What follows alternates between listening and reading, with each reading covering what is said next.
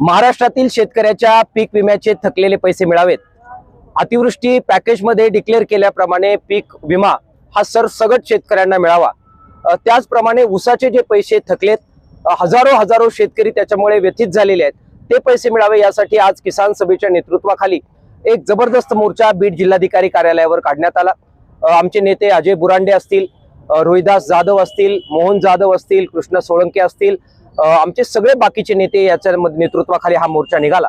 मात्र जिल्हाधिकारी कार्यालयाच्या वतीने जिल्हाधिकाऱ्यांनी जे उत्तर दिले त्याच्यामध्ये सरळ इथलं प्रशासन हे कुठेतरी कारखानदारांना सामील झालेलं आहे हे सिद्ध झालेलं आहे। एफआरपीचे 70% पैसे आम्ही शेतकऱ्यांना दिले असा त्यांनी दावा केला।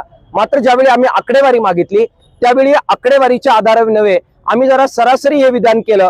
अशा प्रकारे स्वतःच्या चुकीच्या विधानाचं समर्थन करण्याचा प्रयत्न या जिल्हाधिकाऱ्यांनी केलेला आहे। ही अत्यंत फसवणूक करणारी गोष्ट आहे।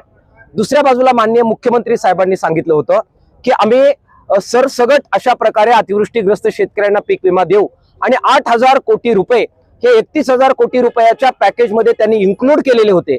मात्र आज ज्यावेळी पोर्टलवर आम्ही पाहतोय कुठेही शेतकऱ्याला पीक विम्याचे हे पैसे मिळालेले नाही। ही अत्यंत भयानक गोष्ट ही सिद्ध झालेली आहे। त्यामुळे कुठे ना कुठे 31,000 कोटीच्या पॅकेजच्या माध्यमातून जे दावे केलेले आहेत त्याच्यातून सुद्धा शेतकऱ्यांची फसवणूक झाल्याचं सिद्ध झालेलं आहे।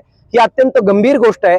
बीड जिल्ह्यातून सुरू झालेला लढा राज्यभर घेऊन जाण्याचा संकल्प आम्ही करतोय आणि या पीक विम्याच्या बद्दल फसवी कर्जमाफी जे करण्याचा प्रयत्न केलेला आहे त्याच्यामध्ये अनेक अटी शर्ती लावल्या जात आहेत, त्याच्याबद्दल असंतोष आहे।